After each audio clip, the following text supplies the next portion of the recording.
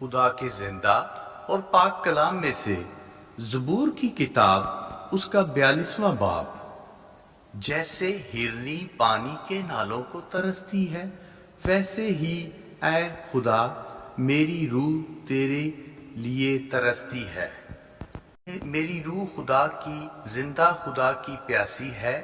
میں کب جا کر خدا کے حضور حاضر ہوں گا؟ میرے آنسو دن رات میری خوراک ہیں، جس حال کہ وہ مجھ سے برابر کہتے ہیں تیرا خدا کہاں ہے؟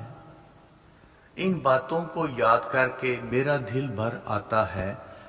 میں کس طرح بھیڑ یعنی عید منانے والی جماعت کے ہمراہ خوشی اور حمد کرتا ہوا ان کو خدا کے گھر میں لے جاتا تھا۔ اے میری جان، تو کیوں گری جاتی ہے؟ تو اندر ہی اندر بے چین ہے۔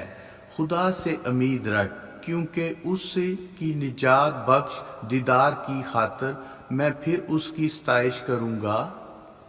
اے میری جان میرے اندر گری جاتی ہے، اسی لیے میں تجھ سے یردن کی سرزمین اور ہرمون اور کوہ مسار کی یاد کرتا ہوں۔ تیرے ابشاروں کی آواز سے گراؤ گراؤ کو پکارتا ہے۔ تیرے سب موجیں اور لہریں مجھ پر سے گزر گئیں، تو بھی دن کو خدا اپنی شفقت دکھائے گا اور رات کو میں اس کی گیت گاؤں گا، بلکہ اپنی حیات کے خدا سے دعا کروں گا۔ میں خدا سے جو میری چٹان ہے کہوں گا، تو مجھے کیوں بھول گیا؟ میں دشمن کے ظلم کے سبب سے کیوں ماتم کرتا پھرتا ہوں؟ میرے مخالفوں کی ملامت گویا میری ہڈیوں میں تلوار ہے، کیونکہ وہ مجھ سے برابر کہتے ہیں تیرا خدا کہاں ہے؟ اے میری جان، تو کیوں گری جاتی ہے؟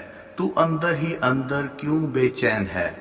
خدا سے امید رکھ، کیونکہ وہ میرے چہرے کی رونق اور میرا خدا ہے۔